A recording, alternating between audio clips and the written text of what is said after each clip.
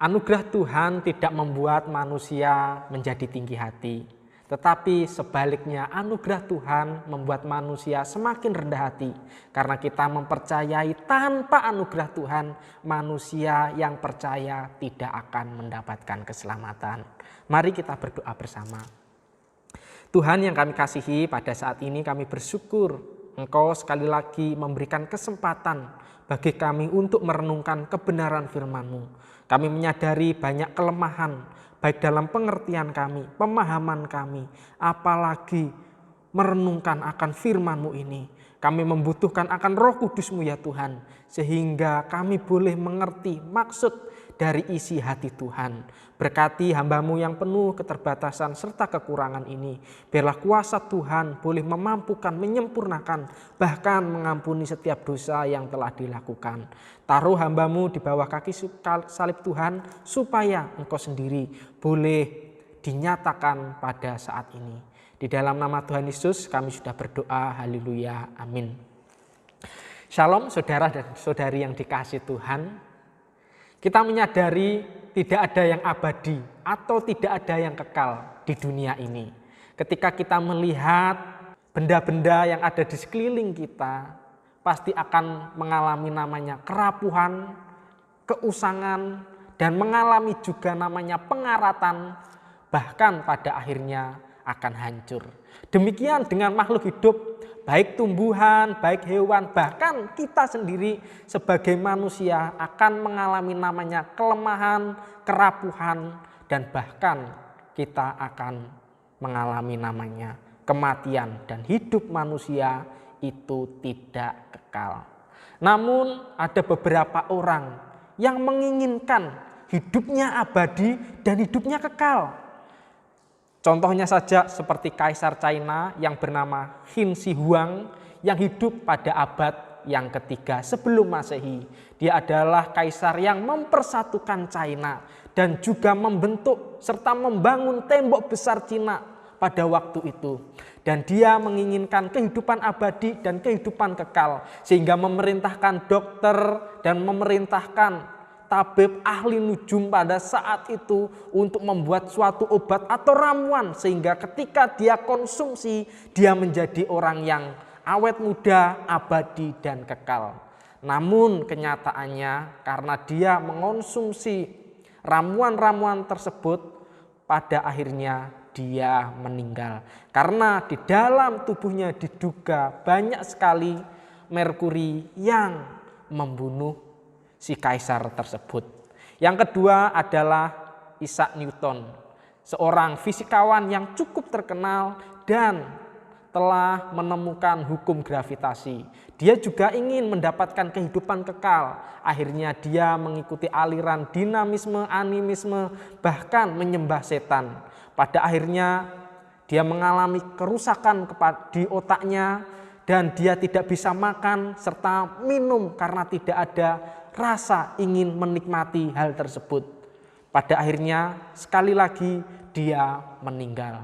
Ada salah satu dokter, filsuf, dan juga seorang pemikir yang cukup luar biasa, namanya Alexander Bogdanov. Dia memiliki teori bahwa darah membuat manusia menjadi awet muda, sehingga dia mentransfusikan 11 darah orang lain ke dalam tubuhnya. Celakanya pada nomor ke-11 orang yang ditransfusikan ke dalam dirinya terkena TBC dan malaria. Pada akhirnya dokter Alexander Bogdanov ini meninggal dunia. Tidak ada yang abadi, tidak ada yang kekal di dunia ini. Hanya satu pribadi yang kekal dan terus ada, tetap ada dan akan ada, yaitu Allah sendiri. Pada saat ini kita akan belajar dari firman Tuhan yang diambil dalam Wahyu pasal yang pertama, ayat yang keempat sampai ayat yang ke-8. Wahyu pasal yang pertama, ayat yang keempat sampai ayat yang ke-8. Saya akan membacakannya bagi kita semua. Demikianlah firman Tuhan. Dari Yohanes kepada ketujuh jemaat yang di Asia Kecil. Kasih karunia dan damai sejahtera menyertai kamu dari Dia yang ada dan yang sudah ada dan yang akan datang. Dan dari ketujuh roh yang ada di hadapan tahtanya. Dan dari Yesus Kristus, saksi yang setia, yang pertama bangkit dari antara orang mati dan yang berkuasa atas raja-raja bumi ini. Bagi Dia yang mengasihi kita dan yang telah melepaskan kita dari dosa kita oleh darah-Nya. Dan yang telah membuat kita menjadi suatu kerajaan, menjadi imam-imam bagi Allah. Bagi Dialah kemuliaan dan kuasa sampai selama-lamanya. Amin. Lihatlah, Ia datang dengan awan-awan dan setiap mata akan melihat Dia. Juga mereka yang telah menikam Dia dan semua bangsa di bumi akan meratapi Dia. Ya, amin. Aku adalah Alfa dan Omega, firman Tuhan Allah yang ada dan yang sudah ada dan yang akan datang, yang maha kuasa. Tema kita pada malam hari ini adalah Allah yang abadi atau Allah yang kekal. Saudara dan saudari yang dikasihi Tuhan, ketika kita membaca di dalam Wahyu pasal yang pertama, ayat yang keempat sampai ayat yang ke-8 ini, Allah menyatakan, menyingkapkan atau menunjukkan Dia adalah Allah yang kekal. Yang pertama, Dia menunjukkannya dengan menyatakan suatu salam kepada umat manusia. Kita bisa membacanya pada ayat yang ke-4 sampai yang ke-5a. Dia menyatakan salam ini melalui hambanya, yaitu Rasul Yohanes kepada ketujuh jemaat yang ada di Asia Kecil, yaitu Efesus, Smyrna, Pergamus, Tiatira, Sardis, Philadelphia, dan Laodikia pada saat itu. Dan ketujuh jemaat ini berbentuk lingkaran. Tepatnya seperti itu. Di mana ini menunjukkan suatu gambaran bahwa walaupun ketujuh jemaat tersebut, dan kata tujuh adalah kata yang sempurna, yang menggambarkan bahwa Tuhan memberikan salam kepada semua umatnya yang ada di lingkaran dunia ini dengan sempurna tanpa satu orang pun yang terlewat pada saat itu. Dan salam ini walaupun beberapa jemaat tidak disebutkan seperti Filipi, Roma, Galatia, Kolose dan lain sebagainya, juga memiliki berkat yang sama seperti ketujuh jemaat yang telah disebutkan oleh Rasul Yohanes sendiri. Dan salam ini ditunjukkan kepada ketiga pribadi Tritunggal secara khusus, yaitu Allah Bapa yang dikatakan telah ada dan ada yang akan datang. Dan yang kedua adalah tujuh roh yang menggambarkan, yaitu Roh Kudus itu sendiri. Dan yang terakhir adalah Yesus Kristus yang bangkit dari antara orang mati. Yang pertama kali ketika saya merenungkan kebenaran firman Tuhan, benarkah Yesus adalah orang yang bangkit pertama kali dari antara orang mati? Ketika saya merenungkan kebenaran itu sendiri, ternyata tidak.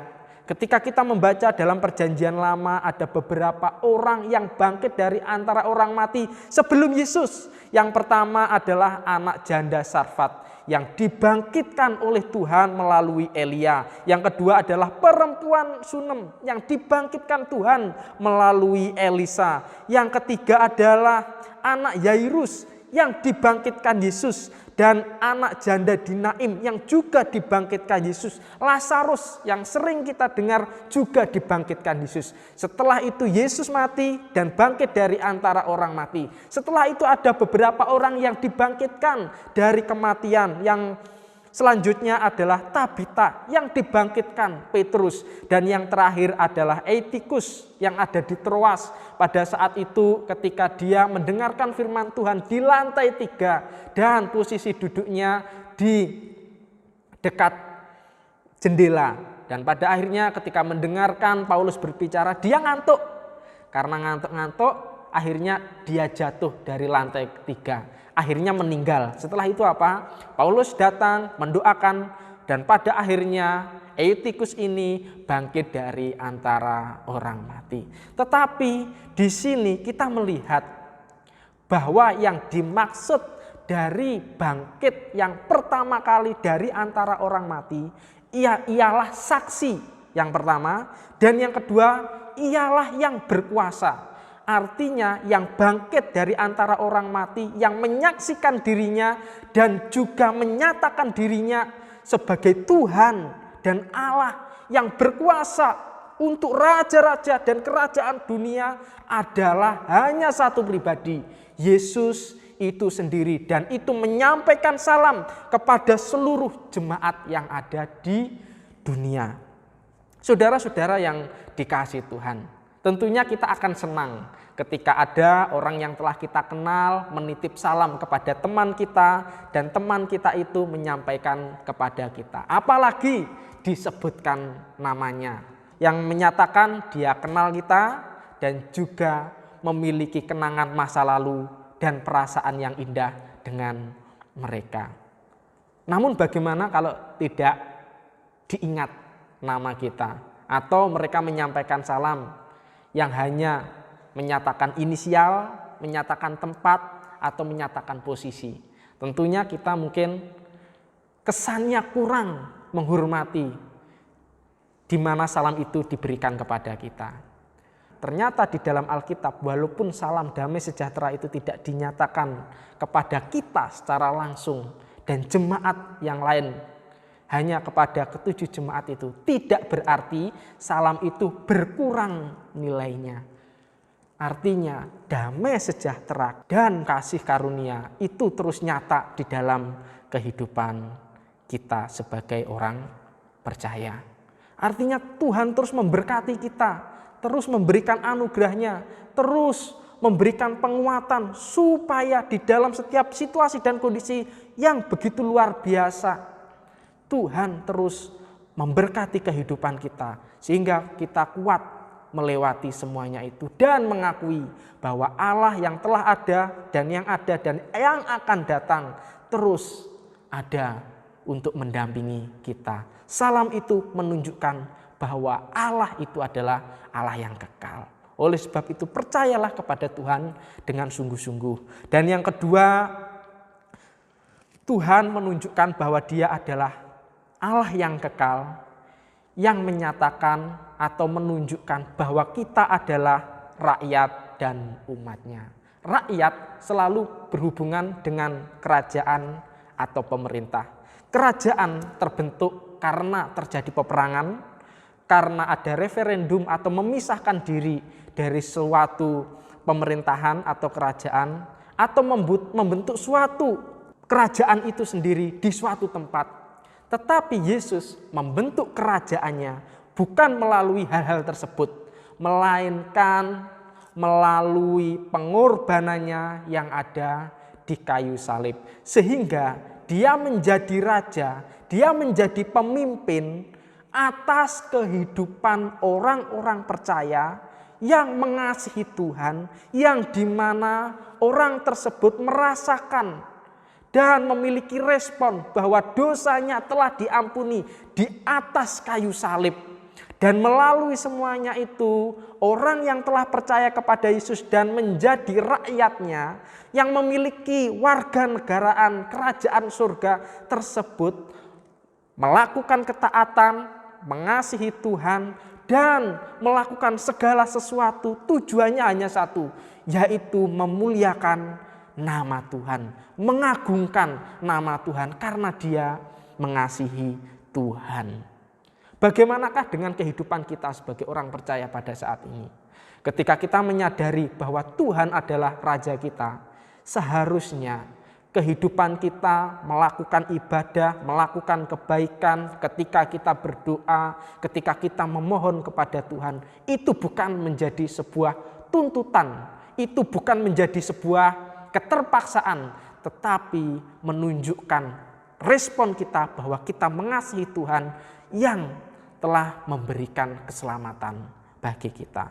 Dan yang kedua, Tuhan menunjukkan bahwa Dia adalah imam yang sejati. Imam dalam perjanjian lama yaitu seseorang yang dipilih secara khusus dari keturunan Harun yang turun-temurun. imam adalah perantaraan, permohonan dari manusia yang dinyatakan kepada Allah. Dan orang tersebut ketika memohon, ketika ingin dosanya bisa diampuni, dosanya bisa dihapuskan, harus membawa kurban kepada imam tersebut, dan imam tersebut atas nama orang tersebut menyampaikannya kepada Tuhan. Tentunya imam yang ada di dunia ini dari Harun sampai keturunan-keturunannya adalah orang yang berdosa, orang yang penuh pelanggaran dan cacat celah, sehingga imam tersebut juga harus memberikan korban kepada Allah sebagai penebus dosa dan mendapatkan pengampunan yang berasal daripada Tuhan. Tetapi ada satu imam, satu pribadi yang di dalam setiap kehidupan pelayanannya tidak pernah melakukan dosa. Dia adalah pribadi yang dikuduskan, pribadi yang disucikan oleh Tuhan sendiri, yaitu Yesus. Dan dia memberikan korban sekali untuk selama-lamanya. Bukan domba, bukan kambing, bukan burung merpati, bukan juga lembu atau sapi, tetapi dirinya sendiri dipersembahkan kepada Tuhan supaya manusia yang penuh dosa ini bisa dihapuskan dosanya dan diselamatkan. Dia adalah imam yang sempurna, pemimpin dari semua jemaat yang telah percaya kepadanya. Sehingga ketika kita beribadah kepada Tuhan, mengasihi Tuhan, dan tujuan kita memuliakan Tuhan, yaitu kepada imam yang sempurna, yaitu Yesus Kristus. Dan ketika kita memohon sesuatu, harus atas nama Tuhan Yesus itu sendiri, karena dia adalah imam yang pasti didengarkan oleh pribadi yang pertama maupun pribadi yang kedua, bahkan dirinya sendiri. Bapak, Ibu, dan saudara-saudari yang dikasihi Tuhan, beberapa orang pada zaman sekarang ini memiliki konsep pemikiran bahwa imam atau pendeta, hamba Tuhan, rohaniwan, penginjil, atau pekerja di dalam rumah Tuhan itu adalah orang-orang yang kudus, orang-orang yang suci. Dan beberapa jemaat menganggap bahwa setiap doa hamba Tuhan itu pasti dikabulkan oleh Tuhan karena dia dekat dengan Tuhan. Pemikiran ini bagi saya kuranglah tepat. Mengapa? Karena jika seorang jemaat meminta bantuan doa kepada hamba Tuhan dan doanya itu tidak dikabulkan oleh Tuhan, akan menimbulkan satu akibat yang cukup kurang baik. Dikatakan mungkin hamba Tuhan ini kurang dekat kepada Tuhan. Dan mungkin hamba Tuhan ini tidak berkuasa. Dan jikalau sebaliknya, hamba Tuhan ini jika dimohonkan oleh jemaatnya untuk meminta bantuan supaya keluarganya atau dirinya dipulihkan dari keadaan yang terpuruk dan dikabulkan oleh Tuhan, maka jemaat ini akan menganggap hamba Tuhan ini memiliki kuasa. Hamba Tuhan ini adalah hamba Tuhan yang kudus dan yang suci. Sehingga apa yang terjadi? Jemaat ini tidak akan mengagungkan nama Tuhan, tidak akan memuliakan nama Tuhan, tetapi lebih meninggikan hamba Tuhan tersebut. Bagaimanakah konsep yang benar ketika kita memohon berdoa kepada Tuhan? Tentunya kita memohon secara pribadi kepada Tuhan, meminta bantuan hamba Tuhan, rohaniwan, dan juga evangelis, itu baik. Tujuannya apa? Bukan masalah dikabulkan atau tidak dikabulkan doanya, melainkan supaya ikatan kasih antara jemaat dan hamba Tuhan semakin erat. Dan yang kedua, hamba Tuhan memiliki beban bahwa jemaat-jemaat ini perlu didoakan, dan mereka yaitu hamba Tuhan memiliki pergumulan yang sama. Dan ketika jemaatnya memiliki kesedihan, hamba Tuhannya juga memiliki kesedihan. Ketika jemaatnya memiliki rasa syukur, hamba Tuhan ini juga memiliki rasa syukur, yang dimana memiliki perasaan yang sama. Sehingga hamba Tuhan dan juga jemaat memiliki pertumbuhan yang sama di hadapan Tuhan. Karena sama-sama memuliakan dan meninggikan Tuhan. Karena Tuhan adalah Raja itu sendiri, dan Yesus itu adalah imam yang selalu mendengarkan doa kita. Oleh sebab itu, marilah kita berdoa kepada Tuhan, memohonkan segala sesuatu apa yang ada di dalam diri kita dengan terbuka, dengan leluasa. Kalau ingin didoakan oleh hamba Tuhan, silakan, tetapi konsepnya adalah supaya iman kita, pergumulan kita diringankan. Jawabannya baik dikabulkan, tidak dikabulkan, itu terserah Tuhan. Yang penting hati kita semakin dikuatkan untuk menerima kondisi yang akan Tuhan boleh berikan kepada kita. Dan kita semakin bertumbuh di dalam iman. Jadilah rakyat, jadilah umat yang mengasihi Tuhan di dalam kehidupan kita. Dan yang terakhir, Tuhan ingin menyatakan kekekalannya, yaitu dengan kedatangannya yang kedua. Kalimat pada ayat yang ke-7 yang mengatakan, lihatlah, ia datang dengan awan-awan, dan setiap mata akan melihat dia, juga mereka yang telah menikam dia, dan semua bangsa di bumi akan meratapi dia. Ya dan amin. Ayat yang ke-7 ini menjelaskan mengenai suatu nubuatan yang akan terjadi pada masa yang akan datang, di mana Yesus akan menyatakan dirinya yang kedua kali kepada umat manusia. Dan seluruh manusia yang ada di dunia ini, baik yang percaya maupun tidak percaya, akan melihat Yesus. Dan dikatakan mereka yang telah menikam dia menggambarkan orang-orang yang tidak percaya kepada Tuhan, seperti prajurit Romawi yang menikam Yesus pada saat itu. Mereka mengakui Yesus adalah Tuhan. Mereka meratapi akan kematian Yesus itu sendiri. Tetapi pada akhirnya mereka tidak bertobat dan mengakui Yesus Tuhan dan Juru Selamat. Dan ayat yang ke-8 dikatakan Alfa dan Omega. Alfa adalah huruf pertama dari abjad Yunani.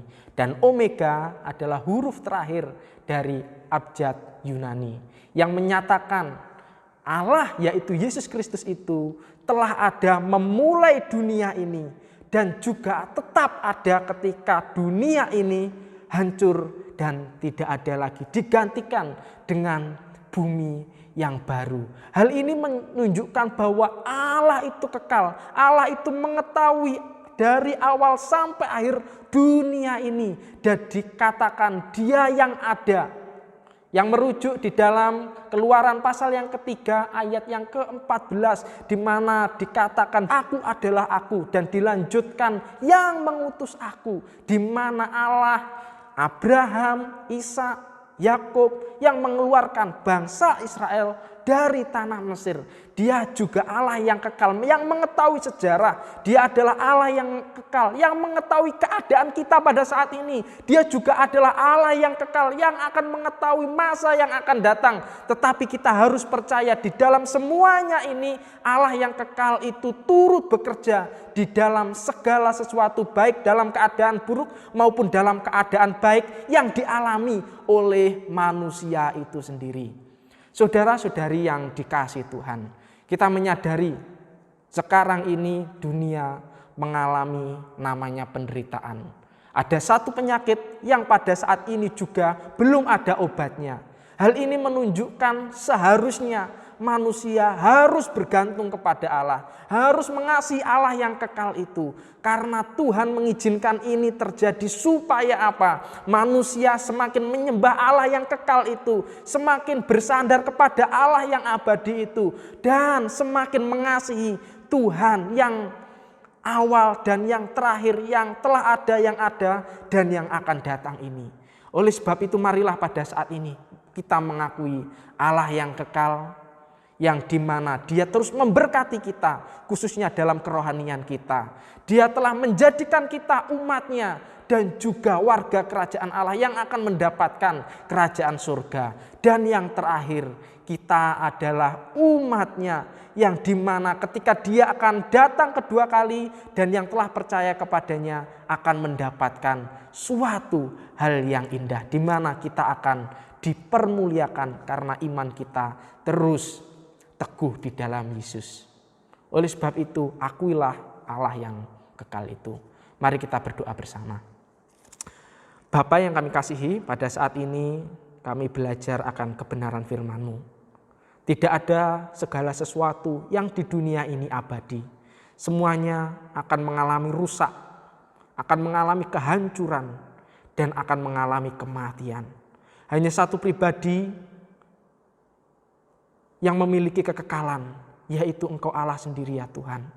Ampuni kami ketika kami terkadang melupakan-Mu, melupakan akan kasih-Mu, melupakan akan berkat-Mu, melupakan bahwa kami adalah umat-Mu yang telah Engkau pilih, yang Engkau kasihi. Berkati kami ya Tuhan, di dalam setiap kondisi yang sulit ini, Tuhan terus berkarya, menguatkan hati dan jiwa kami, supaya kehidupan kami terus bersandar kepada Engkau. Kami menyadari hamba-Mu ini dan juga umat-Mu yang ada di dunia mengalami kelemahan, kekurangan, dan tidak memiliki kemampuan untuk mengatasi segala sesuatu yang ada di dunia ini, yang dimana kehidupan kami semakin sulit.